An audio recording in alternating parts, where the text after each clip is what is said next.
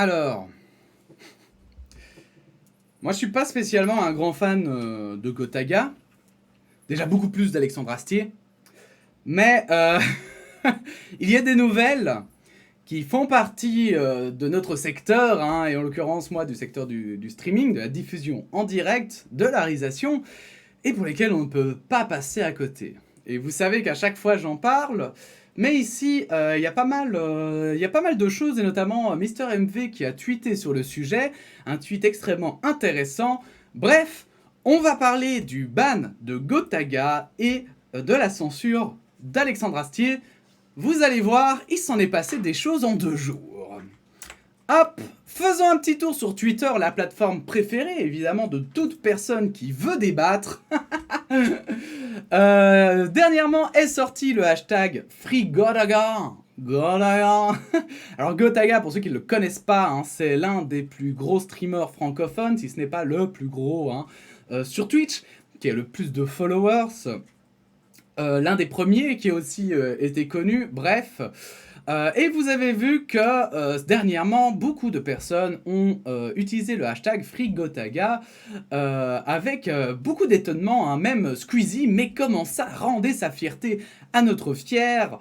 Mais c'est loin d'être la seule pointure. Il y a Kameto, il y a Prime. Non, pas Prime, c'est n'importe quoi. Mais je connais pas, c'est quelqu'un qui s'appelle Prime. Bref, Locklear, enfin bon, bref. Il y a énormément de gens très connus, hein, qui... Zerator, qui a aussi tweeté quand même. Bref, extrêmement beaucoup de gens en ont parlé. Mais mais pourquoi ça a rechargé? Ça m'intéressait tout ce qu'il y avait là. Et en fait, le truc... Ah oui, c'est parce que j'étais... Oui, bon bref, on s'en fout. Le truc qui est intéressant, c'est que dans les tweets mis en avant-première... Ah, ça a été enlevé? Ah, mais pourquoi? Il a disparu. Comme par magie. Vous êtes témoin, vous l'avez vu. Il y avait un tweet qui, voilà, faisait un petit peu le rapport entre les streams Hot Tub et le stream de Gotaga qui avait été banni, et les streams Hot Tub qui n'ont pas été bannis. Et en fait, je voulais déjà mettre cette chose-là au clair, on en avait déjà parlé une fois, hein, mais ça n'a rien à voir. On ne mélange pas deux choses qui sont complètement différentes. Et c'est pas parce que vous aimez pas un truc que, à la première occasion où il se passe un truc scandaleux, vous pouvez parler de ce truc-là. Voilà. Ne faites pas ce que fait Marine Le Pen. Dès qu'il y a un sujet qui l'arrange pas, elle pointe les immigrés. Bon, c'est bon. On a compris, mais il y a un moment donné, faut pas mélanger tous les sujets, quoi. Ça ne marche pas. Donc, le débat sur les hot tubs, etc., vous avez qu'à aller voir l'autre vidéo que j'ai faite, on en a déjà bien assez parlé. Là aujourd'hui on va parler du ban de Gotaga, parce que la réalité c'est quoi? C'est que Gotaga a été banni pendant 9h46 et 18 secondes précisément, parce que une musique a été diffusée par erreur sur sa plateforme. Évidemment, déjà ça montre que personne n'est à l'abri, mais aussi, il le dit lui-même, hein. Merci pour le hashtag FreeGotaga. Sans vous, pas sûr que j'aurais été déban aussi rapidement. On se retrouve en live ce soir pour en parler sur Twitch du coup. Pardon, excusez-moi, je m'étrangle. Ça me tue. Ça me tue ce genre de nouvelles. Alors déjà, je trouve ça un petit peu bon, voilà, scandaleux, parce que en même temps tout le monde est à la même enseigne. Mais bon, quand t'as les meilleurs, enfin voilà, les plus gros streamers derrière toi, d'autres gros streamers qui sont là pour dire scandaleux, Gotaga a été banni, bah du coup, t'es débanni plus vite. Mais aussi parce que, est-ce que ça a un sens de bannir quelqu'un pour une musique? Je vous explique.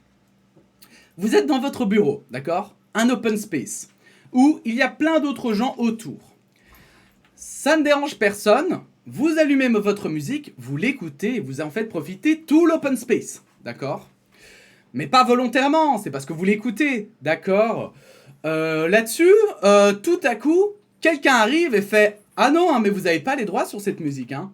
Il appelle votre patron, il fait « Il n'a pas les droits, hein ». Et les autres l'entendent, hein. Cette musique, tout l'open space l'entend, hein. Vous devez le virer. Et là, le patron, il fait « Ok, t'es viré jusque quand je décide du contraire ». Sans salaire, bien sûr, parce que sinon ce ne serait pas marrant.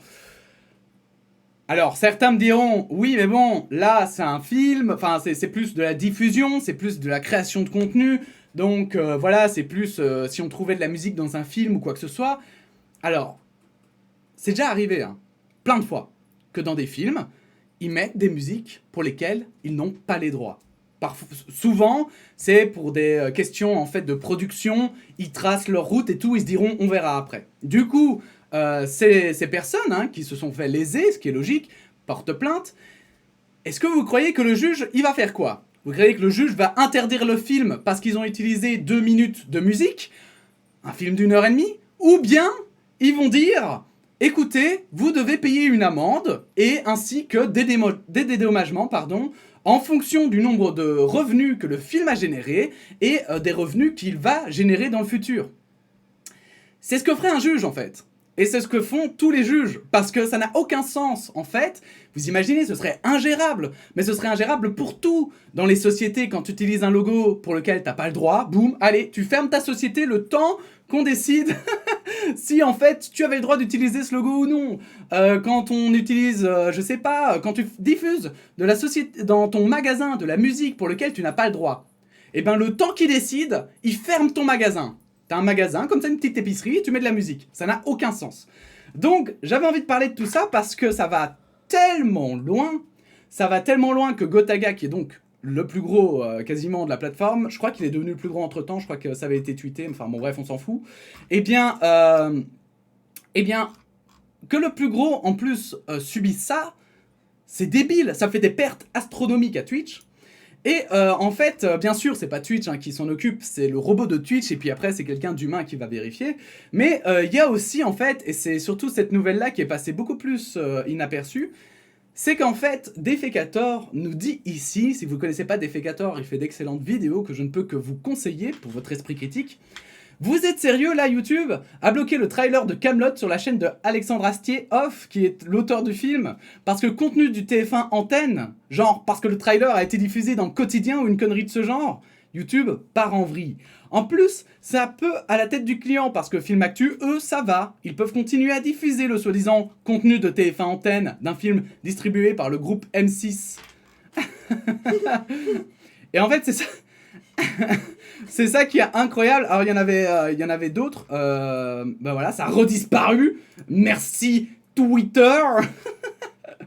Ah voilà. Réponse. Bon, c'est rétabli, mais c'est toujours le même cirque. Des vidéos se font démonétiser ou bloquer juste après leur sortie par un robot mal foutu. Il faut protester, attendre qu'un humain regarde et rétablisse l'auteur dans son bon droit. Et entre-temps, la sortie a été plombée. Et je comprends en fait, je comprends totalement l'énervement parce que enfin, ça n'a strictement aucun sens en fait. C'est juste, enfin, je veux dire, c'est son film. Enfin, je sais pas comment il a négocié ses droits, mais, enfin, c'est son film. Il l'aurait pas mis sur sa chaîne YouTube sans avoir les droits. Par pitié, quoi, par pitié. Et en fait, c'est ça qui est hyper gênant, c'est que j'ai vu, on va lire le tweet de Mister MV, et je suis d'accord avec lui en partie, et en même temps je suis pas d'accord, et c'est pour ça que je voudrais en parler, c'est que, ok, oui c'est vrai que c'est un robot qui s'en occupe, et donc il faut avoir une certaine latitude. Mais il y a un moment donné, il faut aussi arrêter en fait de déconner, et un peu accepter aussi que justement, en fait, il faut régler ce problème. Il faut se régler le problème, et que ce soit même, je veux dire, je sais pas moi, que les vidéos doivent être vues, enfin voilà, qu'elles soient postées plusieurs jours après ou quoi que ce soit, j'en sais rien. Oui, ce serait chiant pour tout le monde, mais d'un autre côté, au moins, on n'aurait pas ces problèmes-là de droits d'auteur et de vidéos qui sautent et de bans sur Twitch, parce que Twitch est vraiment le pire pour le moment. Bref, on va lire ce que Mister MV a dit, hein, Mister MV aussi, hein, pour moi... c'est vraiment... Ah oui, d'accord, il y a encore un petit peu. Mais vraiment, pour moi, c'est la référence un peu dans le Twitch game. Hein. Avec Zerator, c'est un peu mes deux références. Je ne l'ai jamais caché. Donc, Mister MV nous dit là-dessus, et c'est très intéressant. Gotaga s'est fait ban alors qu'il y a des... en string sur la site Merci Twitch. C'est ce que j'aurais dit si j'étais un énorme beauf de... IQ avec une ignorance totale du problème. Les DMC strikes sont automatiques et injustes, cependant, et Twitch aurait dû s'armer plutôt contre. Le souci, c'est que telle une startup, alors j'insiste là-dessus, mais justement, je crois qu'il est exactement du même avis que moi là-dessus, hein. Ce sont deux sujets complètement différents, putain. Le souci, c'est que telle une startup US, Twitch a laissé ce potentiel souci sous le paillasson en mode on verra quand ça arrivera, puis le site a explosé en popularité. Combattre les majors qui veulent manger du pognon, c'est impossible, et pour les apaiser, on peut voir YouTube qui a dépensé des sommes astronomiques pour faire en sorte d'apaiser Satan. Twitch doit rattraper des années de retard là-dessus, et en plus, gérer l'aspect direct de ce souci. C'est dur. Et c'est vrai, même si derrière on pourrait dire putain mais ils ont Amazon et maintenant, je veux dire, ok ça a vraiment beaucoup explosé avec le confinement, mais déjà avant le confinement ils gagnaient plein de thunes avec Twitch, faut arrêter de déconner quoi. Bref, on serait nombreux à être ok pour payer un forfait ou quelque chose pour rémunérer des artistes, mais on est encore sur un système archaïque où des raclures voudraient vous faire payer des sommes à 5 chiffres pour avoir joué une track de 50 cents devant 10 000 personnes une fois. Et ça c'est vrai, ça ce sont les vrais chiffres. Et c'est pour ça que je voulais absolument lire ce thread, c'est qu'on n'a tellement pas conscience, de l'arnaque que font les majors. C'est exactement la même chose dans la bande dessinée. C'est abusé. C'est abusé la thune qu'on vole aux artistes, mais de tous bords, hein. À ceux qui vont utiliser la musique pour en refaire quelque chose, pour la mettre dans un film ou quoi que ce soit, mais aux artistes eux-mêmes qui font la musique. Eux-mêmes. Et oui, Amazon est derrière, oui, ils ont du pognon à l'infini. Allez streamer sur YouTube, vous savez, ce petit artisan de chez Google, cette marque du terroir, passez de la musique commerciale et vous verrez ce qui se passera, lol. C'est une hydre à 1000 têtes qu'il faut abattre. On va avoir 2-3 ans mini, j'aime beaucoup son second degré à MrMD. On va avoir 2-3 ans minimum de période naze avant d'avoir une gestion qui s'approche de celle de YouTube, j'espère en tout cas. Ou idéalement, les gros ayants droit décident de travailler avec les diffuseurs pour trouver une solution raisonnable pour tous. Petit astérisque, lol, jamais. Mais vous inquiétez pas, je viens du net où on faisait n'importe quoi et on piratait tout. J'aimerais que cela soit autrement. Ensuite, c'est aussi le net où il y avait 1000 fois moins de gens, donc finalement, 1 million de fois moins de sacs à merde. Ouf. Bref. Là-dessus, je vais pas forcément lire les commentaires parce que en fait, ça m'intéresse pas forcément pour le coup.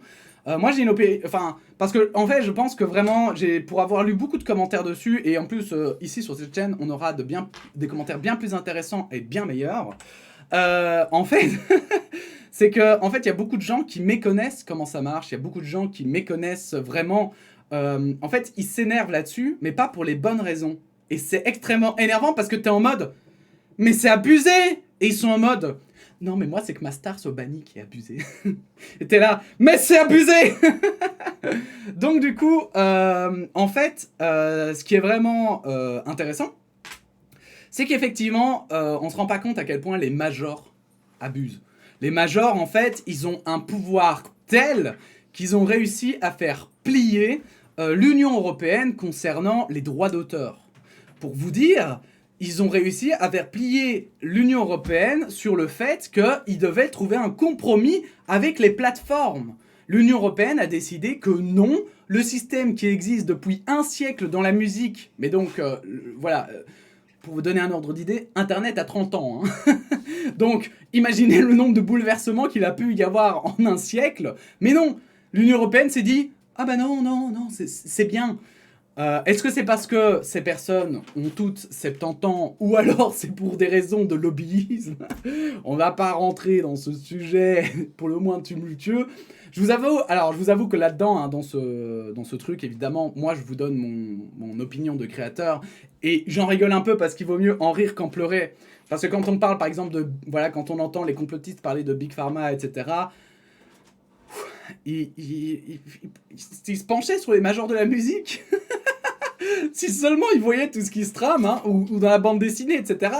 Mais je crois que on les prendrait plus pour des complotistes. Mais voilà, en fait, le problème, effectivement, il est là, c'est que en fait, il y a un tout petit pourcentage de gens qui sont les majors de la musique qui gagnent énormément d'argent parce qu'avant, on n'avait pas aujourd'hui, comme on a aujourd'hui hein, avec YouTube, moi je vois toutes les stats sur internet de YouTube. Je vois toutes les secondes de vidéos que vous visionnez, je vois exactement le nombre de likes, le nombre de personnes qui aiment, etc.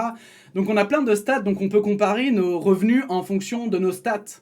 Ce qui n'était pas possible avant. Par exemple, voilà, j'invente, mais quelqu'un qui distribuait des disques, hein, on avait les chiffres après du major, hein, de la maison de disques. Et en fait, les stars n'avaient pas forcément de lien les unes avec les autres, donc ils ne savaient pas les contrats, combien ils avaient négocié, etc. Or, aujourd'hui, en fait, avec Spotify notamment, on sait combien un artiste gagne. On sait que, par exemple, Rihanna, ouais, c'est vrai qu'elle gagne des milliers d'euros grâce à Spotify, mais ce qui est logique, c'est qu'elle gagne des milliers alors qu'elle devrait peut-être gagner des centaines de milliers.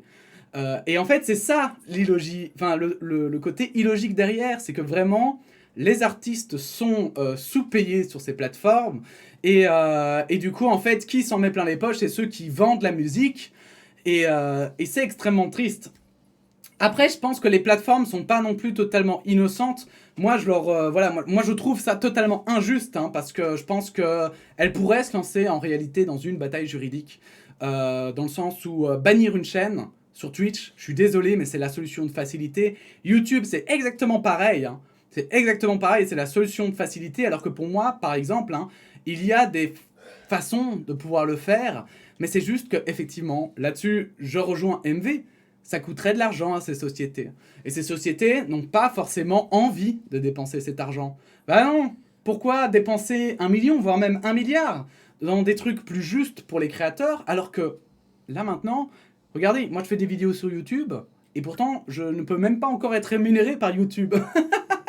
Donc ils auront toujours leur public, ils auront toujours leurs créateurs pour le moment, et donc ils attendent vraiment que ce soit la méga merde. Comme là maintenant, Twitch par exemple a eu une merde, et bien petit à petit il y en a de plus en plus qui vont se retrouver dans la merde parce que petit à petit les majors vont s'attaquer même aux petits créateurs.